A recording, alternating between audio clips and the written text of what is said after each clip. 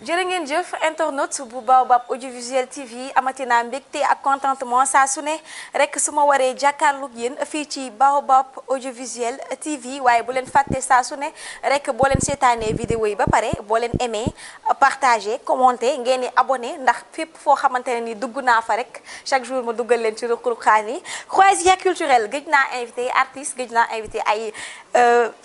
les gens de la culture mais tey damay xuus tuuti dugg ci santé donc su ma nee santé dinaa waxtaan ci ñi nga xamante ne nii du doon wér-gu-yaram kese waaye wér-gu-yaram bi nga xam ne dafay jëm ci xelu doomu aadama ku ne xam na ni xel mooy nit donc ci noonu damay daal di dalal ki nga xamante ne nii mooy président et coordonnateur du réseau des organisations pour la promotion de la santé mentale ici au Sénégal mu tudd Reposam donc monsieur Guèye Abdoulaye Guèye bu Reposam nuyu naa la dalal la ci biir Baobab audiovisuel. ngi leen di nuyu internet Baobab audiovisuel yëpp di la nuyu yow tamit di la remercier ci invitation bi parce que daf ñuy permettre aussi ñuy waxtaan ci mbir moo xamante ne fi mu ne nii c'est une question d'actualité te tamit dafa concerner fi mu ne nii toutes les populations kon bu ñu ci invité dañ ciy sawar di ñaan lu ñu fi wax rek yàlla na doon njëriñ ci doomu aadama yëpp.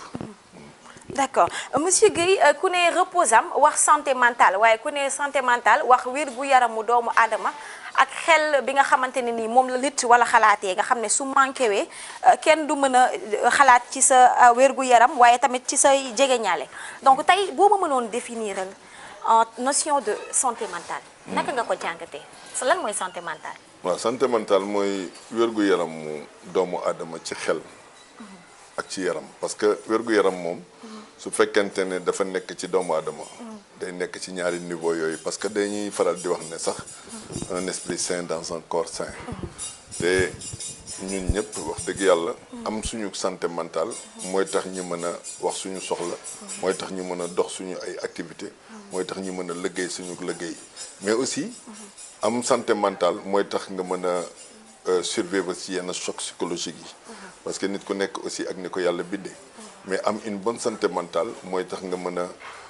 di dépasser yenn événements yi sans heurts ni sans anticroche maanaam nga mën a dund yenn événements yu métti yi ay déception stress et tout ça nga mën di ko dund waaw yëg-yëg ba ngay dund maanaam événement bu nekk ak la muy léeg-léeg nga am événement boo xam ne c'est un événement qui est heureux am un événement qui est douloureux léegi naka ngay def ba nga xamante ne choc émotionnel yooyu benn du la ci emporter bay affecter sa santé mentale loolu aussi dafa bokk ci une bonne santé mentale avoir une bonne santé mentale. ok bu ñu nee santé mentale ñi mel ne man fii ci réewu Sénégal rek pour ñoom feebaru santé mentale ki ko am rek mooy ki summeeku nekk ci mbedd mi. ak ñi nga xam ne ñooy wëndeelu mais des fois damay jégg ñu naan ku mel ne man mën naa toog tey solu ba jekk dem Baobab liggéeyi te alors que santé mentale dafa am problème naka laa mën a def pour différencier ñaar ñooñu. waaw xam nga àdduna moom loo ci gis rek ay degré la c'est à des degrés divers tey jii par exemple da ngay dégg ñu naan la dof yi ñu ngi ci nit ñi te nit léeg-léeg mu nekk sax une personne boo xamante ne en apparence day nekk une personne bien portante mais bu waxee rek mbaa mu jëf rek nga xam ne kii am na lu mu desee moo tax man la mbir mi aussi ci ay degré la c'est une pathologie comme toutes les pathologies pathologie mentale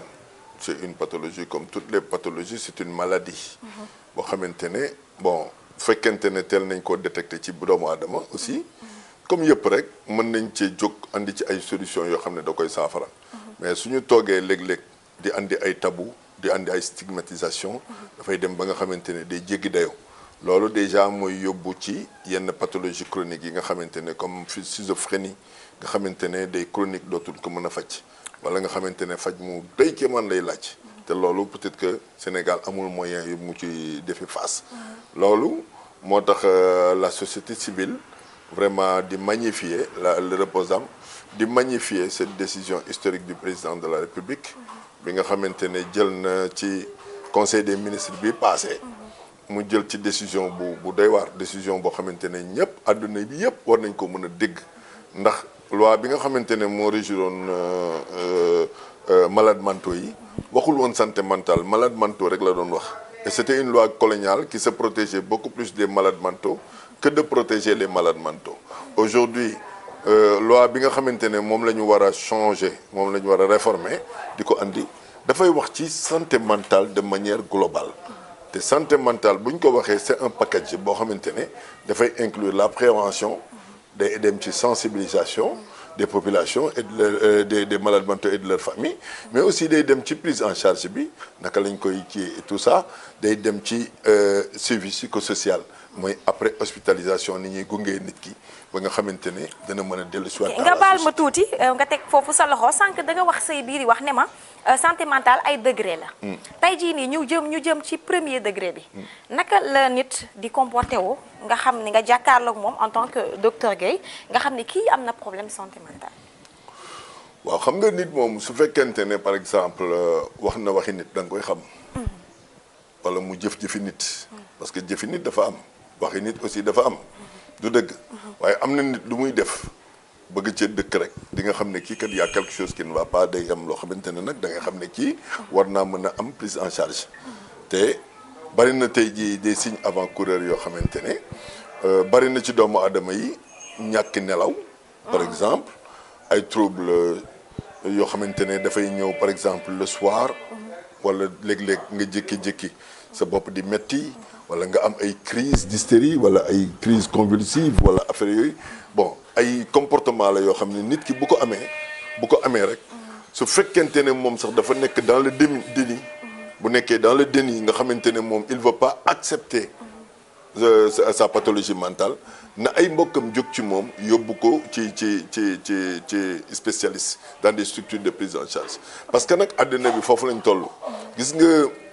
li nga xamante ne moo ñu gën a yàqal suñu société mooy dañu bari tabou la société africaine et particulièrement sénégalaise dañu bari ay tabou dañu bari nu ñuy stigmatiser doomu aadama mais tey jii le monde a tellement évolué que il faut se rendre compte que la maladie mentale moom li ñuy wax dof c'est péjoratif te loolu déjà day andi stigmatisation. parce que ñun ñi askan wi nga baal ma doguma la ñi nga xam ne ñun doog defuñu médecine première remarque bi nga xamante ne man bu ma ko gisoon tey moom laa jàpp ne mooy santé mentale mooy li nga xam ne ñun ñëpp dañ koy def. muy waxtu. maanaam nga am benn problème xam nga keroog Pape Ndiaye bu Walf doon na ko wax ma koy nuyu de passage. sama xuloo waale boobu. waxtu dafa nekk loo xamante ne instant bi dañ ko jàppee dañ ko accepté. ci suñu société. da ngay gis nit ñi di liggéey di wax nit ñi toog ci bureau yi di wax lan moo war a indi waxtu. waaw mais mooy esprit bu sonn rek xam nga sa esprit su fekkente ne sa mental dafa affecté parce que xam nga liñ naan li ñu koy woowee dans le jargon mooy comment dire encore le système nerveux central dafa nekk loo xamante ne lu sensible la yaramu doomu aadama ci boppam lépp sensible waaye rawatina bopp day loo xamante ne ay organes la yu ci nekk yoo xamante ne sa cerveau sa système nerveux central bi ces composantes là dafa nekk d'une fragilité extrême ba nga xamante ne tey jii lu ndaw rek mën na ko affecter su fekkente ne tu n'es pas très fort moom laa lay expliquer tey jii am na ñu bari ñoo xamante ne ci déception ci la ñuy jëlee pathologie mentale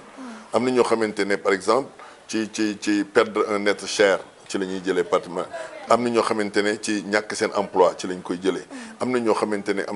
ne donc mbir yi dafa bëri ay mbir yoo xamante ne dafa bëri actuellement suñu société moo demee noonu dafa am ay hauts et des bas am na ñoo xamante ne ils peuvent survivre les événements les transcender sans heurts parce que dañ koy jël avec philosophie et avec croyance par contre am na ñoo xamante ne tey jii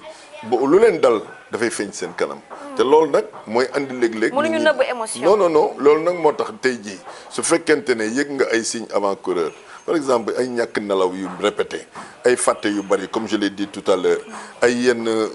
maux de tête aigus yi nga xamante ne ak yenn crise yi di la dal nga xamante ne ni ko tubaab di waxee tu pètes les plombs kii xam nga à bras le corps lu xew rek nga énervé ci ba nga xamante ne ñëpp dañ naan kii daal am na lu ko dal loolu bu lay dal rek en général demal nga sotti un psychiatre parce que itamit il faut que les gens. c'est que xam nga tey Sénégal soo ma xëyoon tey suba ne damay dem seeti benn psychiatre wala dama am psychologue bu may fekk sama kër di ma consulter dañ naan non kii dafa dof. wala dafa am xaalis bu mu yàq. maanaam ñun dañ koo jàppee loolu lu extraordinaire dem ci psychologue. waaw mais xam nga aussi comme ni ma ko waxee sànq rek feebar la comme feebar yëpp. xam nga tey jii par exemple bu ñu la nee par exemple tuberculose ñu ne la par exemple boo sëqatee ñaari yoon demal ci un pneumologue mu seet est-ce que du tuberculose wala est-ce que du lii wala est-ce que du laa ça c'est pour prévenir la maladie parce que tey jii boo bàyyee ba nga xamante ne fekk mu nekk tuberculose muy dem di lekk say poumon day am degré boo xamante ne boo demee aussi nit ñi ils feront le constat juste xam ne yow mi tu es là et puis bon foofu day gën a metti mais su fekkente ne ba muy tàmbali nga dem ca moom ca kii ba ca praticien bi spécialiste bi nga toog ak moom waxtaan ak moom mu saytu sa yaram ba xam ne kat lii la waaye nag teel ngaa ñëw ñu jël la en charge foofu solution bi day gën a facile day gën a facile parce que danañ ko faj ci anam bi nga xamante ne moo gën a sedde ba nga xamante ne yow doo ko yëg am na tey jii ñu bari ñoo xamante ne seenu feebar li tax ñu gën koo teel a faj mooy dañ ko cee teel a jóg mais pathologie mentale c'est une maladie comme toutes les autres tey jii dafa laaj nit ñi xam ne tey jii la feebarum xel gën a nekk ci àdduna parce que àdduna bi traversé na ay moments yoo xam ne comme Covid-19 bi comme yeneen ak yeneen te àdduna bi aussi li ci nekk ci stress kenn mënu koo jooy parce que li ci biir kër yi li ci biir liggéeyukaay yi li ci biir environnement bi li ci biir dëkk bi li ci biir yooyu yëpp nit mënu koo dund noonu te amul kii yàlla moo la ciy dimbali nga am présence d'esprit boo xamante ne ak relativité boo xamante ne da ngay mën a transcender les événements di ko jël avec philosophie et tout ça loolu moo la ciy dimbali mais boo yégee ay signes avant-coureurs mais da ngay par exemple loo xamante ne wóor na la wóor yàlla ne yow daawu la dal mu commencé di la dal surtout ci bopp wala ci yaram ci xel boo tëddee doo nelaw et tout ça yooyu yëpp dafa bari nag actuellement dafa bari goo xamante ne nit ñi dañuy tëdd duñu nelaw di xoole ba 5 heures du matin nga bëgg 7 heures nga jóg jékki-jékki saa yi di tii mais boo mënuloo tëdd 4 heures du matin 7 heures nga jóg wala 5 heures et demi nga jóg boo ko defee déjà tu dors pas bien te yaramu doomu aadama nag dafa am loo xamante ne régime boo xam ne moom la soxla tey jii boo yeewoo da ngay ndékki da ngay añ da ngay reer waaw noonu la bopp aussi di soxlaa di nelaw parce que cerveau bi dañ koy reposer mais su fekkente ne ce cerveau da nga koy mettre à rude épreuve foog mu am ay conséquences. foog mu am conséquence donc balaa nga xam ne may ñëw ci point bi nga xam ne mooy traitement yi gannaaw waan nga ñu symptômes yi ni nga xam ne noonu lay manifesté woo damay ñëw ci traitement jéego yi nga xam ne reposable mi ngi koy def fii ci biir Sénégal maanaam nit ñi nga xam ne wéruñu te yéen a ngi leen di jël di leen defar naka ngeen di dundalee loolu. waaw xam nga reposable moom dafa am ñun en 2013 la ñu taxawal reposable parce que dañu xooloon ne. am na association yu bari yoo xamante ne dañu fay nekkoon ñii di xeex drogue ñii di xeex santé mentale ñii di xeex te gis nga association yu ci bari dans leur plateforme dañuy def lutte contre les drogues lutte contre la délinquance juvénile et tout ça association yooyu yëpp la ñu dajale bi ñu dajalee ñu ne bon dañu bëgg a synchroniser suñuy effort être plus fort et apporter le plaidoyer beaucoup plus haut pour ñu mën ñoo dégg et être offrir aussi à la hiérarchie vraiment benn interlocuteur bu crédible boo xam ne day wax au nom de tout le monde ñëpp àndandoo bi ñu ko defee dañoo dem def suñu assemblée générale am suñu bureau et tout ça division de la santé mentale aussi je salue le professeur Jean-Augustin Tine qui nous a beaucoup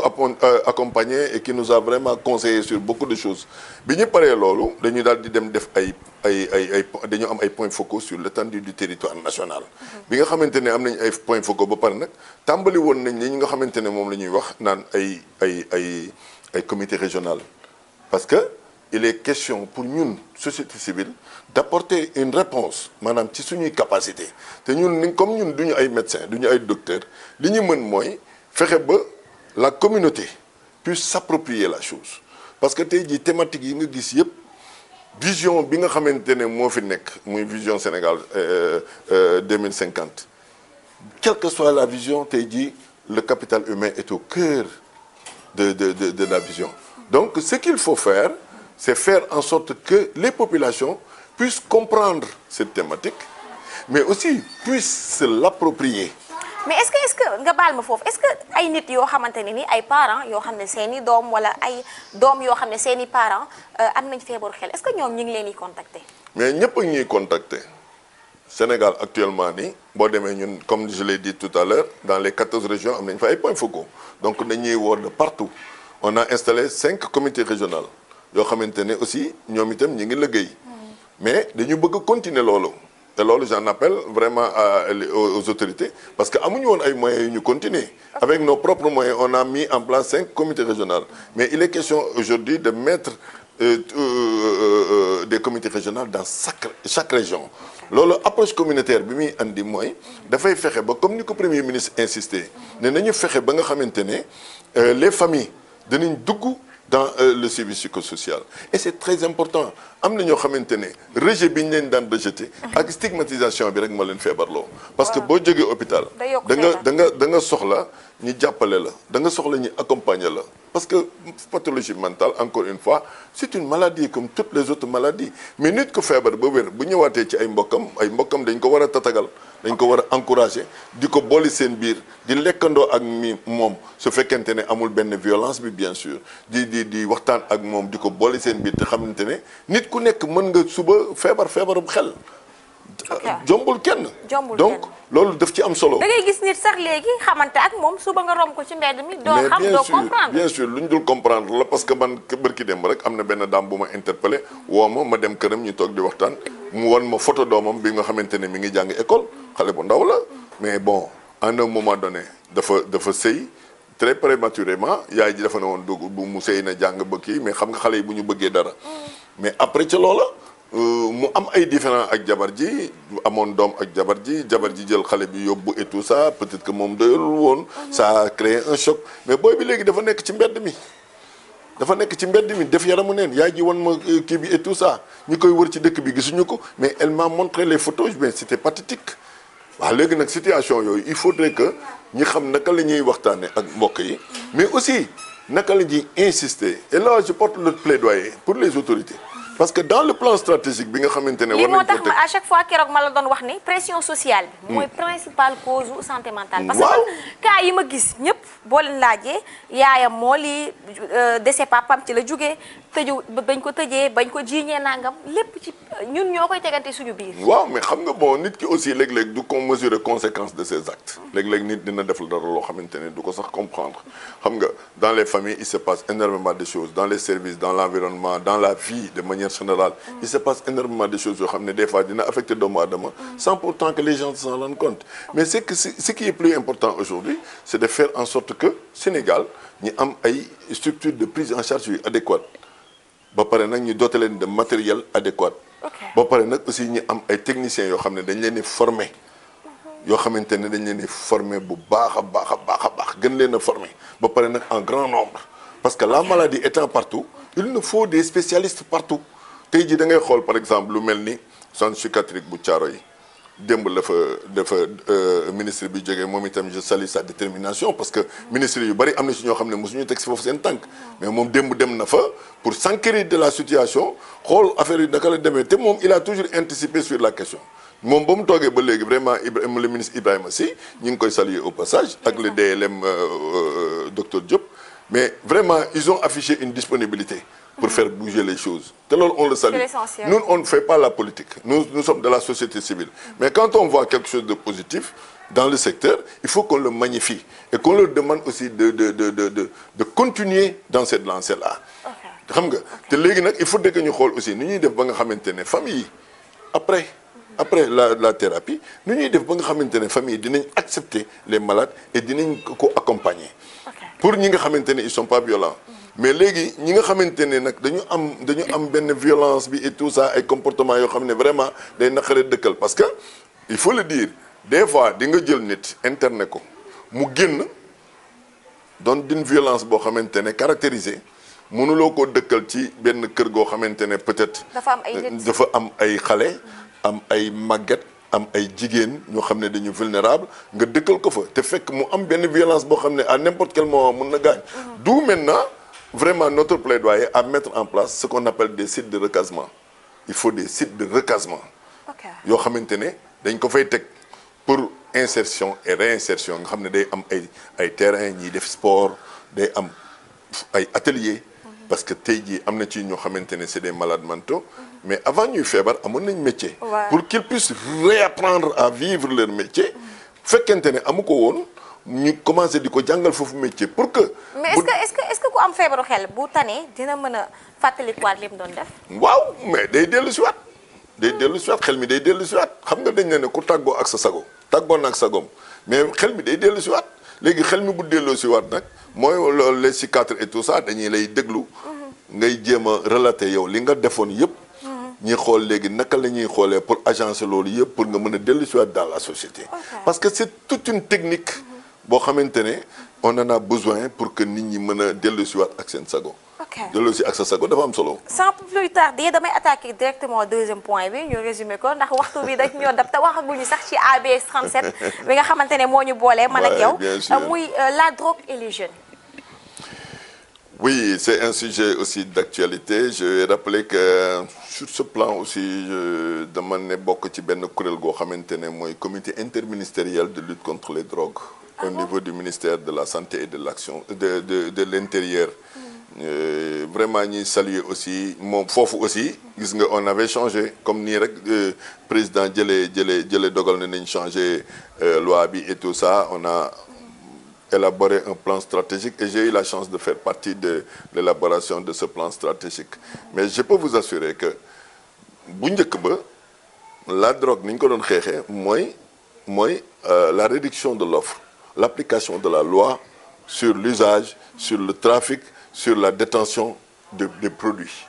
mais aujourd'hui affaire bi nii muy demee nii il faut que ñu changer paradigme et c'est ce qu'on a fait au niveau du comité interministériel et le monde entier est unanime sur la question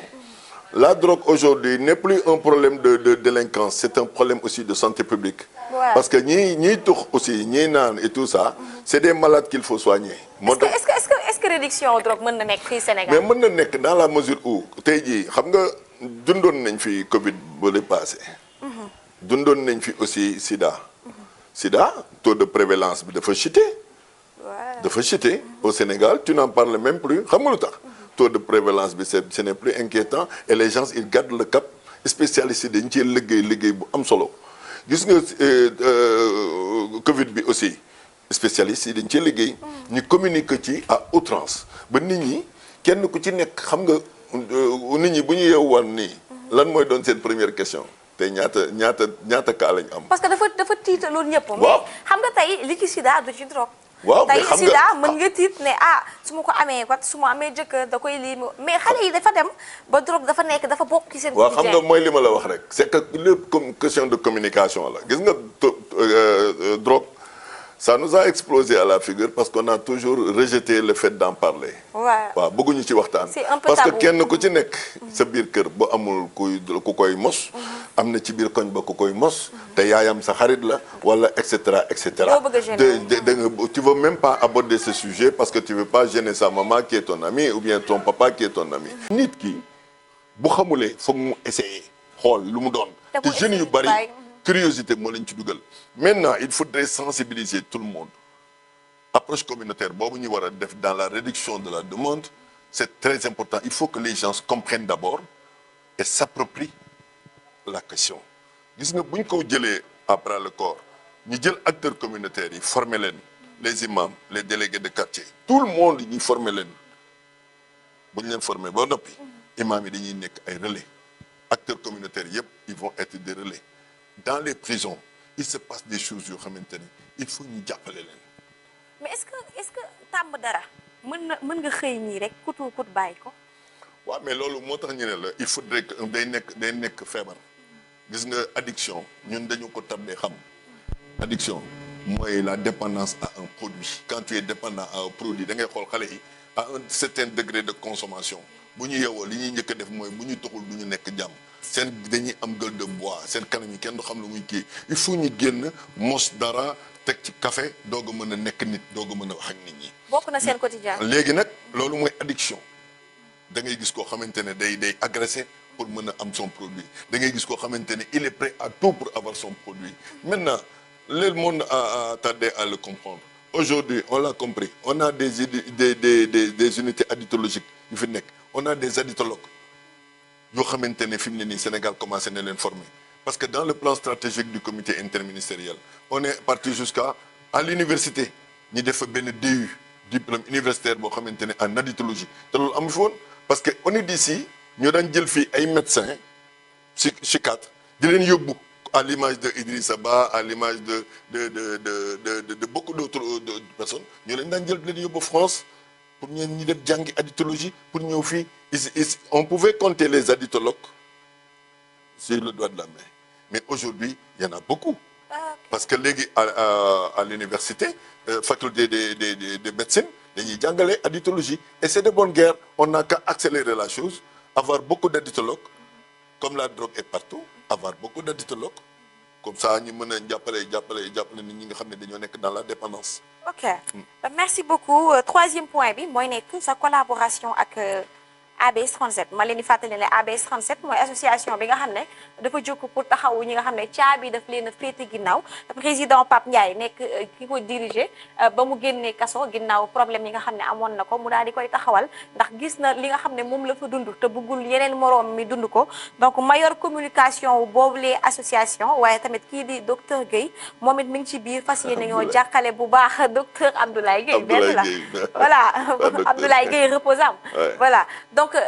foofu noonu dañuy génn carrément ci santé mentale dans la société mais ñi nga xam ne problème daf leen dab ci kaso parce que ku ne xam na ni dugg kaso rek mooy génn benn monde dugg benn monde donc transition boobu il faut mu am benn affaire bu ko justifier maanaam ñu ci bari seen xel yi da ngay toog léegi ñu lii nga toog sa parent dee sa ginnaaw sa jabar ñëw ñaan dafa baat naka ngeen di dundee loolu. C'est un choc psychologique considérable may nuyu encore une fois Pape Ndiaye. nga xamante ne avec ABS 37 le Reposam a signé même un partenariat. Travailler sur la question dans des lieux de privation de liberté comme les prisons à l'accoutumée. Alors naka la ñuy def pour liggéey ca loola il faudrait que ñu def le diagnostic comme ni nga ko waxee léegi bari na ci ñoo xamante ne tey jii la ñu def ba ñu yóbbu leen prison c'est parce que dañoo àndul woon ak seen sago. ñooñu seen place du prison mais hôpital la il faut pas les incarcérer il faut les hospitaliser. Sénégal boo defee délit rek ñu plainte la jëli la. waaw mais d'accord mais c'est que loolu moo tax nag gis nga ci plan stratégique bii nga xamante ne moom la ñu war a taxawal te premier ministre insisté ci. plan stratégique bi loolu yëpp def ci waxtaan. parce que yi tamit am na nit fu muy toll ci pathologie mentale kenn du ko yóbbu prison da nga koy yóbbu hôpital ñi faj ko parce que faj gi moo gën ci moom parce que prison boo ko fa yóbboo bu demee day gën a feebar. parce que dafa feebar ku feebar moom duñ la yóbbu prison. bu ko beddee day gën a feebar. léegi am na ci aussi ñoo xamante ne bu ñu demee prison fa la ñuy amee choc psychologique boo xamante ne ci la ñuy jëlee ab pathologie mentale ci la ñuy commencer nag di développer pathologie mentale. moo ëpp nag ci biir prison bi. parce que dañuy jànkuwanteeg ay situation yoo xamante ne dañuy toog di méditer dañuy toog di morfondre dans leur coin dañuy toog di mettitlu dañuy toog et c'est des chocs psychologiques yoo xamante ne du ñëpp ñoo ko mën a surmonter am na ñoo xam ne ils peuvent sortir de la prison indemne am na ñoo xamante ne ils peuvent sortir très affaiblis mentalement. donc monsieur Guèye je disais que est-ce que administration pénitentiaire bi permettre nañ leen pour ngeen ni dugg ci biir kaso yi di récupérer cas yooyu noonu. waaw xam nga tàmbali nañ ko avec ABS 37 jot nañ fa am sax benn kii boo xamante ne benn séminaire boo xam ne def nañ ko fa avec l'administration pénitentiaire mais on va continuer le travail parce que itamit mooy li ma la wax rek encore une fois remercier le président de la République pour cette décision parce que ci loi bi dafa ñuy permettre ñu am beaucoup plus d'ouverture surtout dans les lieux de privation de liberté foog ñu am ko pour mën di dugg ci biir les spécialistes di dugg ci biir prison yi di xool di diagnostiquer ñi nga xamante ne ils ont des pathologies mentales mën leen dindi fa ñu nekk yóbbu leen ci ay hôpitaux parce que tamit am na ci lu ci nekk xam nga Sénégal aussi c'est une république dafa am ay lois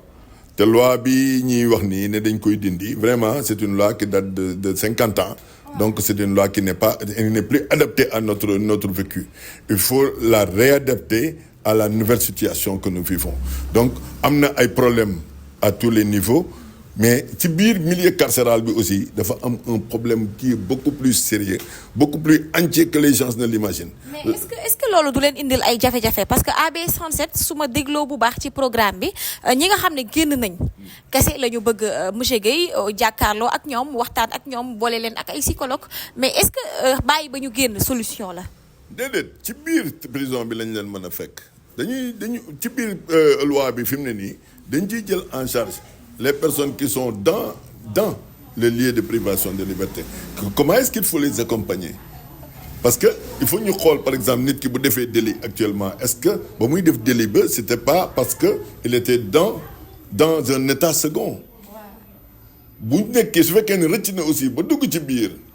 dafay am comportement boo xamante ni spécialistes yi dinañ dem ci biir xool ko exactement est-ce que kii amul parce que bon garde pénitentiaire yi aussi jot nañu def ak ñoom benn séminaire au camp pénal ak waa ABS 37 et ils sont tous disposés on a été aussi au 100 mètres carrés waxtaan ak ñoom itam ils sont disposés à nous accompagner parce que c'est des êtres humains et c'est des pères de famille. Tu vois ñoom itam ils ont des familles parce que tey jii ña fa nekk tey jii caabi féete leen gannaaw loi moo dal seen kaw ñoom ñiy def seen liggéey mais ñoom xam nañ ne c'est leur frère c'est leur sœur et cetera tey jii koo xamante ne wax dëgg yàlla yow da nga feebaru xel vraiment sa place ne moom nekkul prison ku feebar place am mooy hôpital ñi faj ko. ok côté boobu noonu kan nga mën a jàpp ne mooy principal responsable bi parce que dëkk bi léegi boo defee délit pour ñu garde à vue ak diggante bi ñu lay yóbbu ak diggante bi la procureur di teg daan sa kaw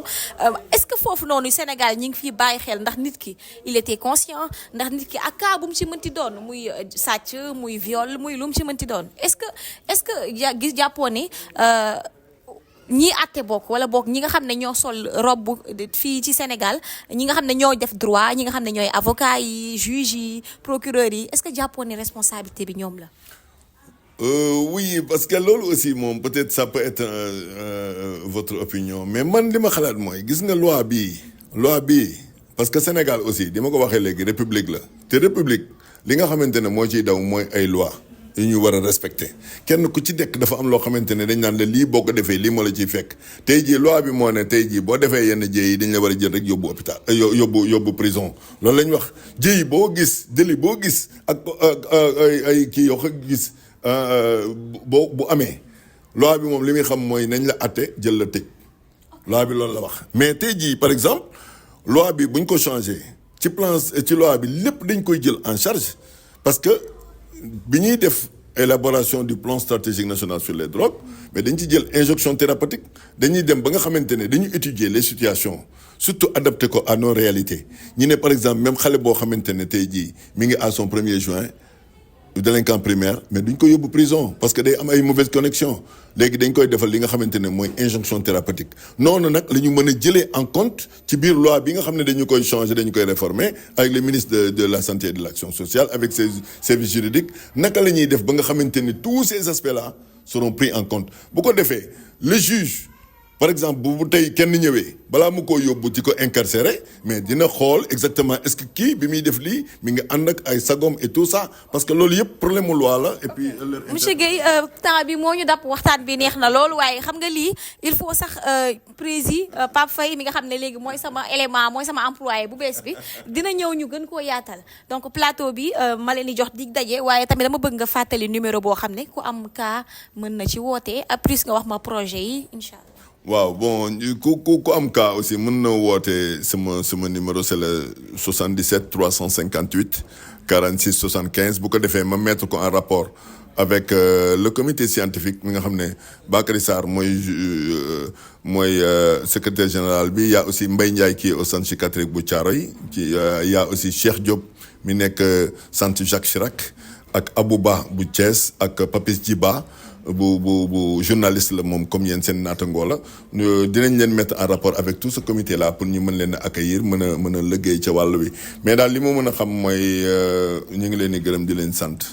c'est vraiment pour invitation bi parce que aujourd'hui santé mentale dafa interpeller ñëpp te émission bi gàtt goo xam ne mënuñu see wax lépp mais ñi ngi nuyu aussi Marie-Angélique Faye vice-présidente bu Assemblée nationale vraiment qui est en train de faire un travail énorme sur la question avec le comité santé bu Assemblée nationale di gërëm encore une fois tous les points focaux de Reposam avec qui on est en train de se déployer comme des beaux diables di nuyu aussi Jean-Augustin Tine de la division de la santé mentale et avec toutes ces équipes merci beaucoup.